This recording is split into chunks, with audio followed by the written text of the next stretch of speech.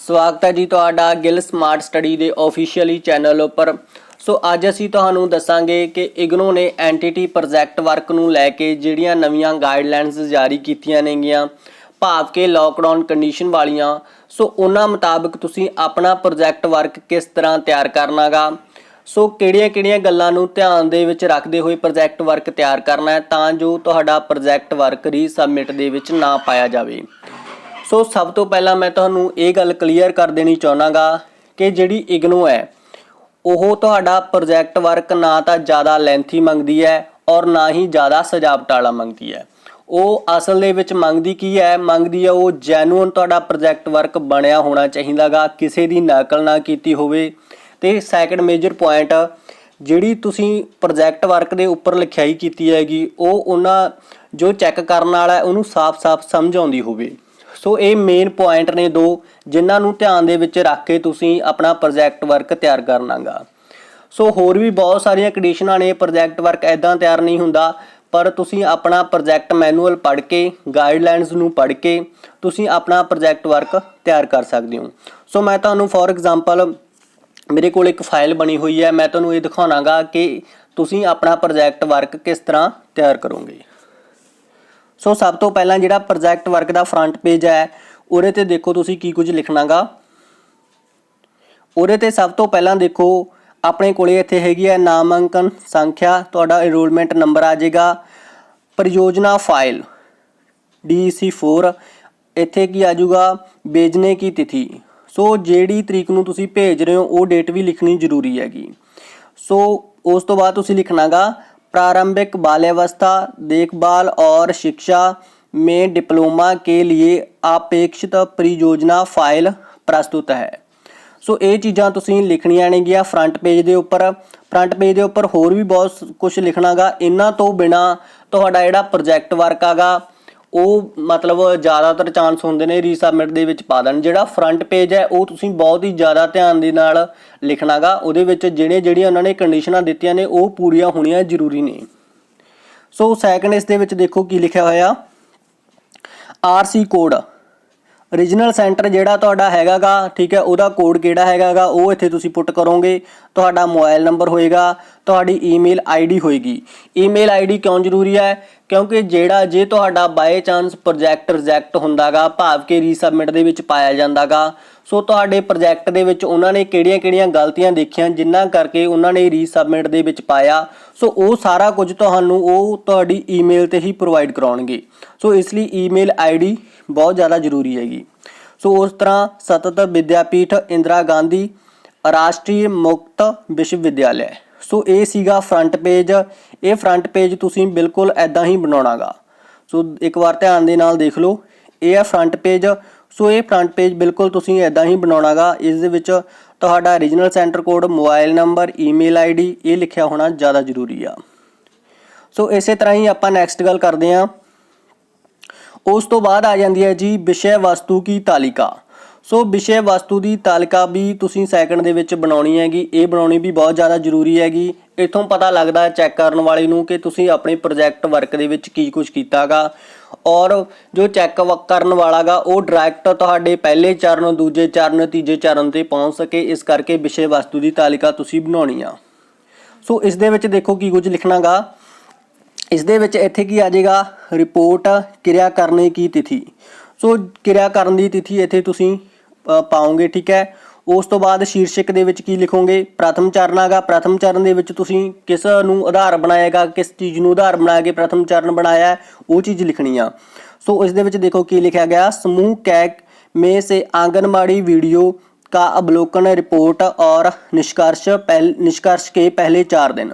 सो जिहड़ी वीडियो उन्होंने आपां नूं दित्ती हैगी, ठीक है, अपने कोले वेदांता प्री स्कूल की वीडियो आएगी। सो उसकी जो अवलोकन किया गा उहदा, ठीक है, और उहदा निष्कर्ष कढ़िया गया वो असीं लिखिया गा। पहले जिहड़े उहदे पहले 4 दिन ने वो 1 तो लैके 21 पेजां तक आए ने।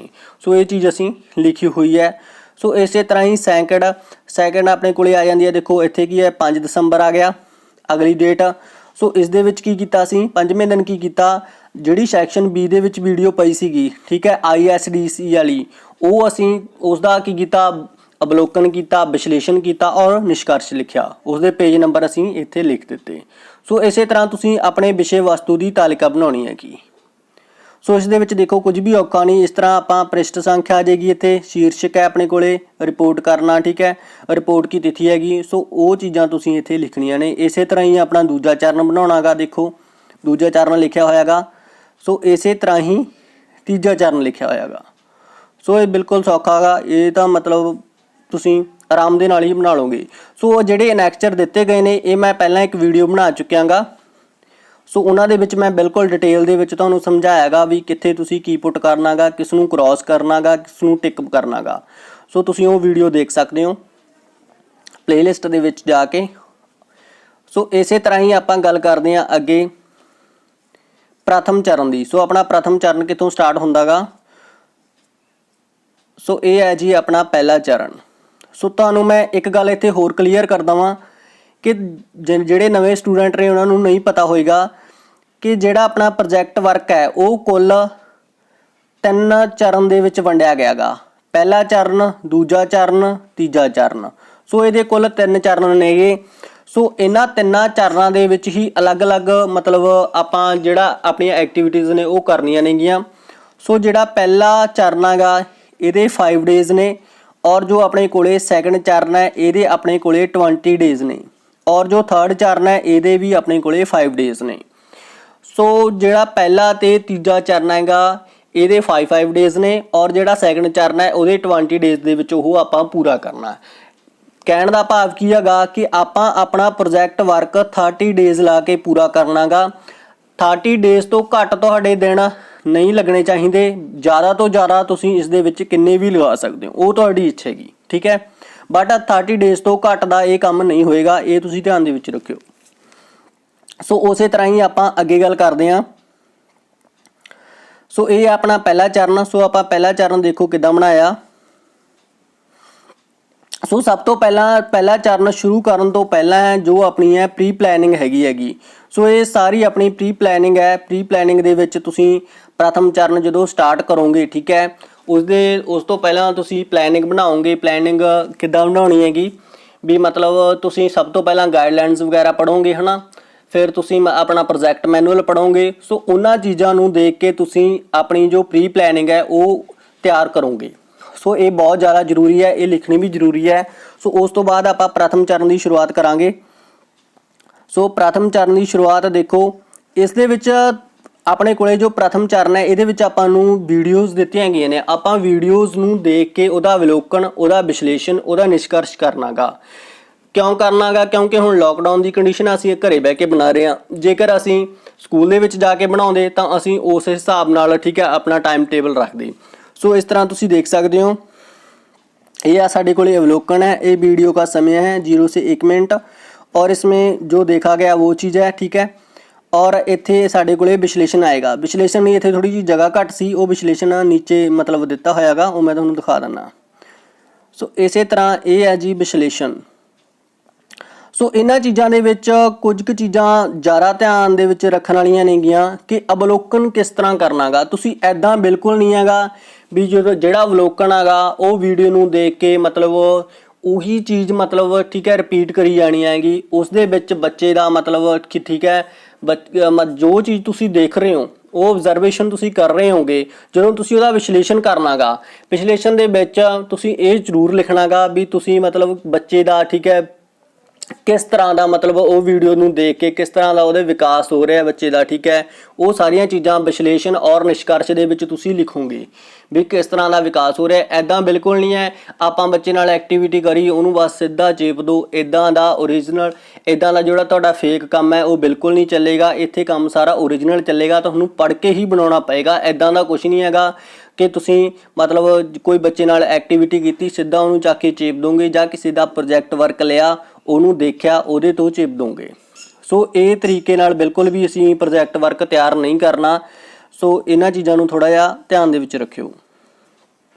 ਸੋ ਉਸੇ ਤਰ੍ਹਾਂ ਹੀ ਇਹ ਆਪਣੇ ਕੋਲੇ ਠੀਕ ਹੈ ਪਹਿਲਾ ਚਰਨ ਹੋ ਗਿਆ। ਸੋ ਪਹਿਲਾ ਚਰਨ ਬਿਲਕੁਲ ਉਦਾਂ ਹੀ ਬਣਾਉਣਾਗਾ। ਸੋ ਇਸੇ ਤਰ੍ਹਾਂ ਆਪਾਂ ਅੱਗੇ ਸੈਕੰਡ ਚਰਨ ਦੇ ਵਿੱਚ ਆ ਜਾਂਦੇ ਹਾਂ। ਦੇਖੋ ਜਿਹੜਾ ਆਪਣਾ ਸੈਕੰਡ ਚਰਨ ਹੈਗਾਗਾ, ਸੈਕੰਡ ਚਰਨ ਦੇ ਵਿੱਚ ਅਸੀਂ ਕੀ ਕੁਝ ਕੀਤਾਗਾ ਉਹ ਸਾਰਾ ਕੁਝ ਆਪਾਂ ਬਣਾਉਣਾਗਾ। ਸੋ ਇਸੇ ਤਰ੍ਹਾਂ ਹੀ ਆਪਣੇ ਕੋਲੇ ਦੂਜਾ ਚਰਨ ਆ ਜਾਂਦਾਗਾ। ਸੋ ਦੂਜੇ ਚਰਨ ਦਾ ਵੀ ਤੁਸੀਂ ਪਹਿਲਾਂ ਇਸ ਤਰ੍ਹਾਂ ਦਾ ਇੱਕ ਪੇਜ ਲਗਾ ਸਕਦੇ ਹੋ ਵੀ ਅਸੀਂ ਦੂਜਾ ਚਰਨ ਸਟਾਰਟ ਕਰਨ ਜਾ ਰਹੇ ਹਾਂ, ਹੈ ਨਾ। ਸੋ ਇਹਦੇ ਨਾਲ ਥੋੜ੍ਹਾ ਜਿਹਾ ਦੇਖਣ ਨੂੰ ਪ੍ਰਭਾਵ ਪੈ ਜਾਂਦਾ, ਪਰ ਇੱਦਾਂ ਵੀ ਜ਼ਿਆਦਾ ਪ੍ਰਭਾਵ ਨਹੀਂ ਪਾਉਣਾ ਕਿ ਅਸੀਂ ਬਾਹਲਾ ਜ਼ਿਆਦਾ ਹੀ ਸੋਹਣਾ ਡਰਾਇੰਗ ਨਾਲ ਭਰ ਦਈਏ ਪ੍ਰੋਜੈਕਟ ਨੂੰ। ਇੱਦਾਂ ਦਾ ਕੁਛ ਨਹੀਂ ਹੈਗਾ। ਉਹ ਜੈਨੂਅਨ ਚੀਜ਼ ਮੰਗਦੇ ਨੇਗੇ, ਸੋ ਜੈਨੂਅਨ ਹੀ ਤੁਹਾਨੂੰ ਬਣਾਉਣੀ ਪਏਗੀ। ਸੋ ਦੂਜੇ ਚਰਨ ਦੇ ਵਿੱਚ ਕੀ ਹੈਗਾ, ਦੂਜੇ ਚਰਨ ਦੇ ਵਿੱਚ ਦੋ ਚੀਜ਼ਾਂ ਨੇਗੀਆਂ। ਸੋ ਸਭ ਤੋਂ ਪਹਿਲੀ ਚੀਜ਼ ਕਿਹੜੀ ਹੈਗੀ ਕਿ ਤੁਸੀਂ ਪਹਿਲੇ 10 ਦਿਨ ਨੇ ਜਿਹੜੇ ਪਹਿਲੇ 10 ਦਿਨ ਤੁਸੀਂ ਇੱਕ ਇੱਕ ਐਕਟੀਵਿਟੀ ਕਰੋਗੇ, ਬੱਚੇ ਨਾਲ ਇੱਕ ਇੱਕ ਐਕਟੀਵਿਟੀ ਕਰੋਗੇ, ਔਰ ਫਿਰ ਅਗਲੇ 10 ਦਿਨ ਤੁਸੀਂ ਕੀ ਕਰੋਗੇ, ਬੱਚੇ ਨਾਲ 2-2 ਐਕਟੀਵਿਟੀਜ਼ ਕਰੋਗੇ। ਸੋ ਇਹ ਚੀਜ਼ ਹੈਗੀ। ਇਸ ਦੇ ਦੂਜੇ ਚਰਨ ਦੇ ਵਿੱਚ ਹੋਰ ਵੀ ਕਈ ਕੰਡੀਸ਼ਨਾਂ ਨੇਗੀਆਂ, ਹੈ ਨਾ। ਜਾਂ ਤਾਂ ਤੁਸੀਂ ਮੌਕ ਸੈਸ਼ਨ ਕਰ ਸਕਦੇ ਹੋ ਮਤਲਬ ਠੀਕ ਹੈ, ਜਾਂ ਤੁਸੀਂ ਗਵਾਂਢ ਦੇ ਬੱਚੇ ਲੈ ਸਕਦੇ ਹੋ, ਉਹਨਾਂ ਨਾਲ ਮਤਲਬ ਆਪਣਾ ਪ੍ਰੋਜੈਕਟ ਵਰਕ ਤਿਆਰ ਕਰ ਸਕਦੇ ਹੋ, ਜਾਂ ਫਿਰ ਤੁਸੀਂ YouTube 'ਤੇ ਕੋਈ 5 ਵੀਡੀਓਜ਼ ਲੈ ਕੇ ਆਪਣਾ ਪ੍ਰੋਜੈਕਟ ਵਰਕ ਤਿਆਰ ਕਰ ਸਕਦੇ ਹੋ। ਸੋ ਅਲੱਗ-ਅਲੱਗ ਕੰਡੀਸ਼ਨਸ ਆਪਾਂ ਨੂੰ ਗਾਈਡਲਾਈਨਸ ਦੇ ਵਿੱਚ ਦਿੱਤੀਆਂ ਗਈਆਂ ਨੇਗੀਆਂ, ਪਰ ਸਭ ਤੋਂ ਜ਼ਿਆਦਾ ਸੌਖਾ ਜਿਹੜਾ ਹੈਗਾ ਉਹ ਇਹੀ ਹੈਗਾ ਕਿ ਤੁਸੀਂ ਆਪਣੇ ਜਾਂ ਤਾਂ ਪਰਿਵਾਰ ਦੇ ਵਿੱਚੋਂ 2 ਬੱਚੇ 2 ਤੋਂ 3 ਬੱਚੇ ਲੈ ਲਓ, ਜਾਂ ਤੁਸੀਂ ਆਪਣੇ ਆਂਢ ਗੁਆਂਢ ਦੇ ਵਿੱਚ 2 ਤੋਂ 3 ਬੱਚੇ ਲੈ ਲਓ, ਉਹਨਾਂ ਨਾਲ ਆਪਣਾ ਪ੍ਰੋਜੈਕਟ ਵਰਕ ਤਿਆਰ ਕਰੋ। ਸੋ ਇਹ ਚੀਜ਼ਾਂ ਨੇਗੀਆਂ। ਸੋ ਮੈਂ ਤੁਹਾਨੂੰ ਦੱਸ ਦੇਣਾ ਚਾਹੁੰਦਾ ਕਿ ਜਿਹੜਾ ਮੈਂ ਤੁਹਾਨੂੰ ਪ੍ਰੋਜੈਕਟ ਵਰਕ ਦਿਖਾ ਰਿਹਾਗਾ, ਇਹ ਪ੍ਰੋਜੈਕਟ ਵਰਕ ਇਸ ਵਿੱਚ ਗੁਆਂਢ ਦੇ ਬੱਚੇ ਲਏ ਗਏ ਨੇ 2 ਤੋਂ 3। ਸੋ ਉਹਨਾਂ ਨਾਲ ਅਲੱਗ-ਅਲੱਗ ਗਤੀਵਿਧੀਆਂ ਕਰਕੇ ਠੀਕ ਹੈ ਇਹ ਪ੍ਰੋਜੈਕਟ ਵਰਕ ਬਣਾਇਆ ਗਿਆ। ਸੋ ਇਸ ਤਰ੍ਹਾਂ ਤੁਸੀਂ ਦੇਖ ਸਕਦੇ ਹੋ ਇਹ ਦੂਜੇ ਚਰਨ ਦਾ ਠੀਕ ਹੈ ਕਿਰਿਆ ਸਤਰ ਪਹਿਲਾ ਦਿਨ ਹੈਗਾ। ਪਹਿਲੇ ਦਿਨ ਦੇ ਵਿੱਚ ਦੇਖੋ ਸ਼ੁਰੂਆਤ ਕਿਵੇਂ ਕੀਤੀ ਆ। इस क्रिया के समय मैंने अपने पड़ोस के 3 बच्चे लिए हैं जिनकी आयु ਬੱਚਿਆਂ ਦੀ ਆਯੂ ਵੀ ਦੱਸਣੀ ਜ਼ਰੂਰੀ ਹੈ। ਤੁਸੀਂ ਇਹ ਨਹੀਂ ਹੈਗਾ ਕਿ ਬੱਚੇ ਤਾਂ ਲੈ ਲਏ, ਬੱਚੇ ਤਾਂ ਤੁਸੀਂ 7 ਤੋਂ 8 ਸਾਲ ਦਾ ਕੋਈ ਲੈ ਲਿਆ, 5 ਤੋਂ 6 ਸਾਲ ਦਾ ਕੋਈ ਲੈ ਲਿਆ, ਹੈ ਨਾ। ਤੁਸੀਂ ਜ਼ਿਆਦਾ ਵੱਡੇ ਬੱਚੇ ਨਹੀਂ ਲੈਣੇ। ਪ੍ਰੀ ਪ੍ਰਾਇਮਰੀ ਦੀ ਜਿਹੜੀ ਉਮਰ ਹੈ ਬੱਚੇ ਦੀ, ਤੁਸੀਂ ਉਹੀ ਬੱਚੇ ਇਕੱਠੇ ਕਰਨੇ ਆ, ਉਹਨਾਂ ਨਾਲ ਹੀ ਐਕਟੀਵਿਟੀਆਂ ਕਰਨੀਆਂ ਨੇਗੀਆਂ। ਸੋ ਇਹ ਗੱਲ ਥੋੜ੍ਹੀ ਜਿਹੀ ਧਿਆਨ ਦੇ ਵਿੱਚ ਰੱਖਿਓ। ਸੋ ਇਸ ਤਰ੍ਹਾਂ ਤੁਸੀਂ ਦੇਖ ਸਕਦੇ ਹੋ ਕਿਰਿਆ ਦਾ ਜਿਹੜਾ ਸ਼ੀਰਸ਼ਕ ਹੈਗਾ, ਸਭ ਤੋਂ ਪਹਿਲਾਂ ਕਿਰਿਆ ਦਾ ਜਿਹੜਾ ਕਿਰਿਆ ਯੋਜਨਾ ਹੈਗੀ, ਕਿਰਿਆ ਦੀ ਪਲੈਨਿੰਗ ਬਹੁਤ ਜ਼ਿਆਦਾ ਜ਼ਰੂਰੀ ਹੈ। ਕਿਰਿਆ ਦੀ ਤੁਹਾਨੂੰ ਪਹਿਲਾਂ ਪਲੈਨਿੰਗ ਕਰਨੀ ਪਏਗੀ। ਬੱਚੇ ਤੁਹਾਡੇ ਕੋਲੇ ਆ ਗਏ, ਉਹਨਾਂ ਨਾਲ ਤੁਹਾਨੂੰ ਪਲਾਨ ਕਰਨਾ ਪਏਗਾ ਕਿ ਤੁਸੀਂ ਕਿੱਦਾਂ ਅੱਜ ਤੁਸੀਂ ਬੱਚੇ ਨਾਲ ਕਿਹੜੀ ਗਤੀਵਿਧੀ ਕਰੋਗੇ, ਉਸ ਨਾਲ ਬੱਚੇ ਦਾ ਕਿਹੜਾ ਵਿਕਾਸ ਹੋਏਗਾ, ਠੀਕ ਹੈ। ਉਹ ਚੀਜ਼ਾਂ ਲਿਖਣੀਆਂ ਬਹੁਤ ਜ਼ਿਆਦਾ ਜ਼ਰੂਰੀ ਨੇਗੀਆਂ। ਇਸ ਦੇ ਵਿੱਚ ਟੈਕਨੀਕਲ ਪੁਆਇੰਟ ਤੋਂ ਹੀ ਤੁਹਾਡਾ ਪ੍ਰੋਜੈਕਟ ਵਰਕ ਦੇਖਿਆ ਜਾਂਦਾ ਗਾ। ਇੱਦਾਂ ਦਾ ਨਹੀਂ ਹੈ ਕਿ ਤੁਸੀਂ ਜਿੱਦਾਂ ਮੈਂ ਤੁਹਾਨੂੰ ਫੋਰ ਐਗਜ਼ਾਮਪਲ ਸਿੱਧੀ ਜਿਹੀ ਗੱਲ ਦੱਸ ਦਿੰਦਾ ਸਿੰਪਲ ਜੀ ਭਾਸ਼ਾ ਦੇ ਵਿੱਚ ਕਿ ਤੁਸੀਂ ਮਤਲਬ ਕੋਈ ਬੀਐਡ ਦਾ ਤੁਸੀਂ ਲੈ ਲਓ, ਕੋਈ ETT ਦਾ ਲੈ ਲਓ, ਹੈ ਨਾ। ਤੁਸੀਂ ਉਹਦੀਆਂ ਫਾਈਲਾਂ ਤਿਆਰ ਕਰ ਦਿਓਗੇ, ਐਵੇਂ ਚੱਕ ਕੇ ਤਿਆਰ ਕਰ ਦਿੰਦੇ ਹੋ। ਅਤੇ ਮਤਲਬ ਥੋੜ੍ਹੀ ਮੋਟੀ ਆਪਾਂ ਉਹਦੇ ਵਿੱਚ ਕੀ ਕਰ ਦਿਆਂਗੇ, ਠੀਕ ਹੈ, ਕਿਸੇ ਤੋਂ ਲਿਖਿਆ ਲੈਂਦੇ ਹਾਂ, ਜਾਂ ਮਤਲਬ ਉਹਦੇ ਵਿੱਚ ਕਿਸੇ ਤੋਂ ਦੇਖ ਕੇ ਲਿਖ ਦਿੰਦੇ ਆਗੇ, ਹੈ ਨਾ, ਸੇਮ ਚੇਪ ਕੇ ਦੇ ਦਿੰਦੇ ਹਾਂ, ਉਹ ਪਾਸ ਹੋ ਜਾਂਦੀਆਂ ਨੇ। ਬਟ ਇਗਨੂ ਦਾ ਇੱਦਾਂ ਦਾ ਕੁਛ ਵੀ ਨਹੀਂ ਹੈਗਾ। ਜੇਕਰ ਤੁਹਾਡਾ ਪ੍ਰੋਜੈਕਟ ਵਰਕ ਰੀਅਲ ਨਾ ਪਾਇਆ ਗਿਆ ਤਾਂ ਬਿਲਕੁਲ ਰੀਸਬਮਿਟ ਦੇ ਵਿੱਚ ਆਏਗਾ, ਇਹ ਗੱਲ ਲਿਖਿਆ ਕੇ ਲੈ ਲਓ। ਬਟ ਜੇ ਤੁਸੀਂ ਪ੍ਰੋਜੈਕਟ ਵਰਕ ਨੂੰ ਧਿਆਨ ਨਾਲ ਬਣਾਓਗੇ, ਹੈ ਨਾ, ਜਾਂ ਤਾਂ ਤੁਸੀਂ ਮਤਲਬ ਪ੍ਰੋਜੈਕਟ ਮੈਨੂਅਲ ਨੂੰ ਪੜ੍ਹ ਕੇ ਔਰ ਗਾਈਡਲਾਈਨਸ ਨੂੰ ਦੇਖ ਕੇ, ਠੀਕ ਹੈ, ਔਰ ਖੁਦ ਅਵੇਅਰ ਹੋ ਕੇ ਬਣਾਓਗੇ ਤਾਂ ਤੁਹਾਡਾ ਪ੍ਰੋਜੈਕਟ ਵਰਕ ਜ਼ਰੂਰ ਪਾਸ ਹੋਏਗਾ। ਸੋ ਇਹ ਗੱਲਾਂ ਥੋੜ੍ਹੀਆਂ ਜਿਹੀਆਂ ਧਿਆਨ ਦੇ ਵਿੱਚ ਰੱਖਿਓ। ਸੋ ਕਿਰਿਆ ਦੀ ਯੋਜਨਾ ਬਣਾਉਣੀ ਕਿੱਦਾਂ ਹੈਗੀ ਉਹ ਤੁਸੀਂ ਦੇਖੋ। ਕਿਰਿਆ ਦੀ ਯੋਜਨਾ ਦੇ ਵਿੱਚ ਕਿਰਿਆ ਦਾ ਸ਼ੀਰਸ਼ਕ ਹੈਗਾ ਜੀ ਬਾਰੀ ਖੇਲ ਕਰਾਏ ਜਾਣਗੇ ਬੱਚੇ ਨੂੰ। ਤਾਂ ਇਹਦੇ ਨਾਲ ਹੋਏਗਾ ਕਿ ਕਿਰਿਆ ਦਾ ਲਕਸ਼ ਕੀ ਹੋਏਗਾ, ਬੱਚੇ ਦਾ ਸਰੀਰਕ ਵਿਕਾਸ ਹੋਏਗਾ। ਇਹਦੇ ਨਾਲ ਸਰੀਰਕ ਵਿਕਾਸ को बढ़ावा दिया जाएगा। ਸੋ ਇਸ ਤਰ੍ਹਾਂ ਬੱਚੇ ਦੇ ਬਹੁਤ ਸਾਰੇ ਵਿਕਾਸ ਹੁੰਦੇ ਨੇਗੇ, ਹੈ ਨਾ। ਸਰੀਰਕ ਵਿਕਾਸ ਹੋ ਜਾਂਦਾ ਗਾ। ਇਸ ਤਰ੍ਹਾਂ ਅਲੱਗ-ਅਲੱਗ ਵਿਕਾਸ ਨੇਗੇ ਜਿਹੜੇ ਇਸ ਪ੍ਰੋਜੈਕਟ ਦੇ ਵਿੱਚ ਦਿੱਤੇ ਗਏ ਨੇਗੇ। ਸੋ ਉਹਨਾਂ ਚੀਜ਼ਾਂ ਨੂੰ, ਉਹਨਾਂ ਟੈਕਨੀਕਲ ਪੁਆਇੰਟਸ ਨੂੰ ਹੀ ਧਿਆਨ ਦੇ ਵਿੱਚ ਰੱਖ ਕੇ ਤੁਹਾਨੂੰ ਪ੍ਰੋਜੈਕਟ ਵਰਕ ਦੇ ਨੰਬਰ ਦਿੱਤੇ ਜਾਣਗੇ। ਸੋ ਇਸੇ ਤਰ੍ਹਾਂ ਹੀ ਦੇਖੋ ਅੱਗੇ ਆ ਜਾਂਦਾ ਕਿਰਿਆ ਦਾ ਵਿਸ਼ੇ ਵਸਤੂ।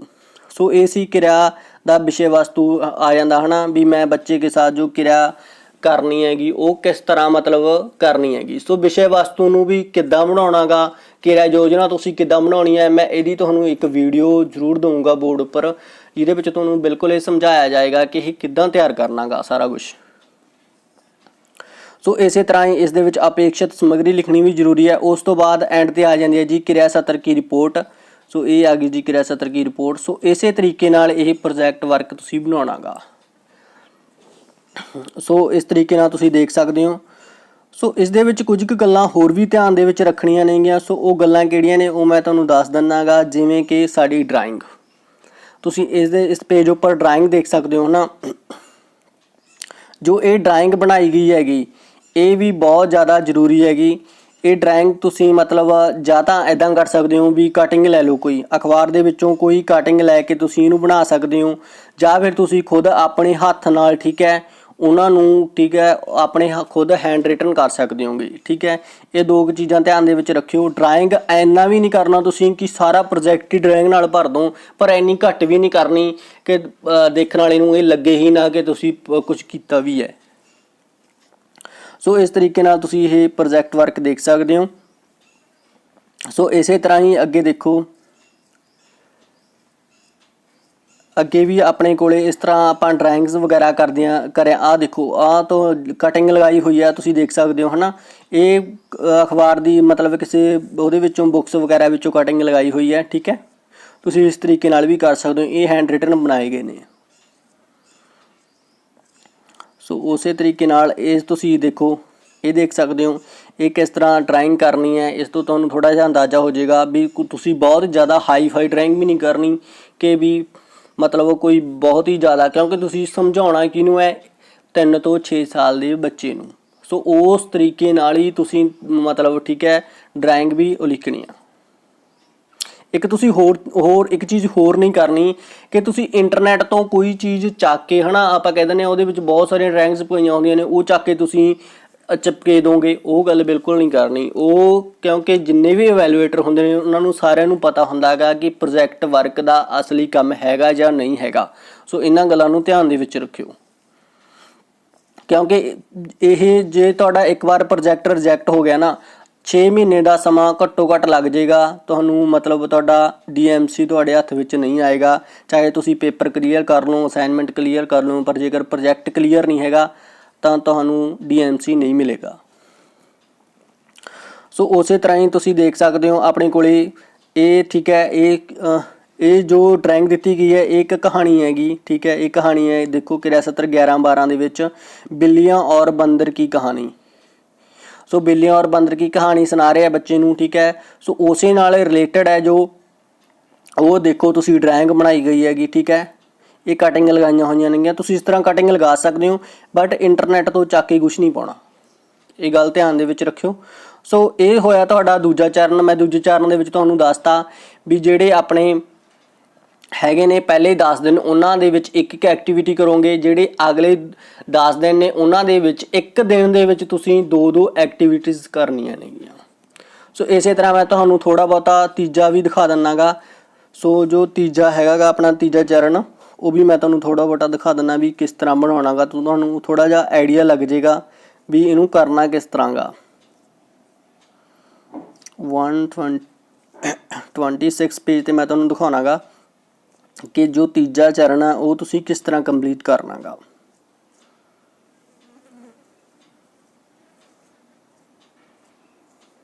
ਸੋ ਇਹ ਦੇਖੋ, ਇਹ ਆ ਗਿਆ ਜੀ ਆਪਣੇ ਕੋਲੇ ਤੀਜਾ ਚਰਨ। ਸੋ ਤੀਜਾ ਚਰਨ ਆਪਾਂ ਕਿੱਦਾਂ ਮਤਲਬ ਬਣਾਉਣਾ ਗਾ, ਇਸ ਦਾ ਵੀ ਦੇਖੋ। ਪਹਿਲਾਂ ਤੁਸੀਂ ਤੀਜੇ ਚਰਨ ਦਾ, ਠੀਕ ਹੈ, ਐਵੇਂ ਡਰਾਇੰਗ ਜੀ ਕਰਕੇ ਮਾੜੀ ਮੋਟੀ ਉਹਨੂੰ ਤੀਜੇ ਚਰਨ ਦਾ ਜੋ ਸ਼ੁਰੂਆਤ ਕਰੋਗੇ ਉਹਦੇ ਅੱਗੇ ਪੰਨਾ ਲਗਾ ਦਿਓ। ਉਹ ਚਾਹੇ ਤੁਸੀਂ ਮਤਲਬ ਕਵਰ 'ਤੇ ਆਪਣਾ, ਠੀਕ ਹੈ, ਰੰਗੀਨ ਪੇਜ ਲੈ ਲਿਓ, ਚਾਹੇ ਮਤਲਬ ਇਸ ਤਰ੍ਹਾਂ ਹੀ ਲਾਈਨਦਾਰ ਪੇਜ ਲੈ ਲਿਓ, ਉਹ ਕੋਈ ਇਸ਼ੂ ਨਹੀਂ ਹੈਗਾ। ਸੋ ਉਸੇ ਤਰ੍ਹਾਂ ਹੀ ਤੀਜੇ ਚਰਨ ਦੀ ਵੀ ਥੋੜ੍ਹੀ ਮੋਟੀ ਪਹਿਲਾਂ ਆਪਾਂ ਪਲੈਨਿੰਗ ਕਰਾਂਗੇ, ਉਸ ਤੋਂ ਬਾਅਦ ਹੀ ਤੀਜਾ ਚਰਨ ਆਪਾਂ ਸਟਾਰਟ ਕਰਾਂਗੇ। ਸੋ ਤੀਜੇ ਚਰਨ ਦੇ ਵਿੱਚ ਤੁਸੀਂ ਦੇਖ ਸਕਦੇ ਹੋ ਕਿ ਤੀਜੇ ਚਰਨ ਦੇ ਵਿੱਚ ਆਪਾਂ ਘੱਟੋ ਘੱਟ 5 ਦਿਨਾਂ ਦੀ ਆਪਾਂ ਕੀ ਬਣਾਉਣੀ ਹੈਗੀ, ਪਾਠਯਚਾਰਾ ਬਣਾਉਣੀ ਹੈਗੀ। ਸੋ ਪਾਠਯਚਾਰਾ ਦੇ ਵਿੱਚ ਆਪਾਂ ਬਿਲਕੁਲ ਉਵੇਂ ਹੀ ਰੱਖਣਾ ਗਾ, ਟਾਈਮ ਰੱਖਣਾ ਗਾ। ਠੀਕ ਹੈ, ਵੀ ਮਤਲਬ ਜਿੱਦਾਂ ਆਪਾਂ ਸਕੂਲ ਦੇ ਵਿੱਚ ਜਾਂਦੇ ਇੰਨੇ ਵਜੇ, ਮਤਲਬ ਜਦੋਂ ਅਸੀਂ ਸਕੂਲ ਦੇ ਵਿੱਚ ਜਾਂਦੇ ਤਾਂ ਤੁਸੀਂ ਕੀ ਕੁਛ ਕਰਦੇ। ਸੋ ਪਾਠਯਚਾਰਾ ਬਿਲਕੁਲ ਉਸ ਤਰੀਕੇ ਨਾਲ ਹੀ ਬਣੇਗੀ। ਸੋ ਉਹ ਤੁਸੀਂ ਦੇਖ ਸਕਦੇ ਹੋ, ਬਣਾਈ ਵੀ ਗਈ ਹੈ ਵੀ ਕਿਸ ਤਰੀਕੇ ਨਾਲ ਬਣਾਈ ਗਈ ਹੈ, ਹੈ ਨਾ। ਇਹ ਪਾਠਯਚਾਰਾ ਹੈਗੀ। ਔਰ ਇਹਦੇ ਵਿੱਚ ਦੇਖੋ ਸਭ ਤੋਂ ਪਹਿਲਾਂ ਕੀ ਹੈਗੀ, ਸਮੇਂ ਅਵਧੀ ਹੈਗੀ। ਸੌਰੀ, ਇੱਕ ਮਿੰਟ। ਸੋ ਇਸ ਤਰੀਕੇ ਨਾਲ ਤੁਹਾਨੂੰ ਮੈਂ ਦਿਖਾ ਦਿੰਦਾ। ਇੱਥੇ ਕੀ ਆ ਜਾਏਗਾ, ਸਮੇਂ ਅਵਧੀ ਆ ਜਾਏਗੀ, ਇੱਥੇ ਕਿਰਿਆएं ਆ ਜਾਏਗੀ। ਸੋ ਇਸ ਦੇ ਵਿੱਚ ਵੀ ਤੁਸੀਂ ਕਿਰਿਆਵਾਂ ਕਰਵਾਉਣੀਆਂ ਨੇਗੀਆਂ, ਹੈ ਨਾ। ਬੱਚੇ ਨੂੰ ਪ੍ਰੋਪਰ ਟਾਈਮ ਦੇਣਾ ਗਾ, ਪ੍ਰੋਪਰ ਬ੍ਰੇਕ ਦੇਣਾ ਗਾ, ਪ੍ਰੋਪਰ ਵਾਸ਼ਰੂਮ ਜਾਣ ਦਾ ਟਾਈਮ, ਠੀਕ ਹੈ, ਉਹਨੂੰ ਟੋਇਲਟ ਜਾਣ ਦਾ ਟਾਈਮ, ਸਭ ਕੁਛ ਤੁਸੀਂ ਦਿਓਗੇ।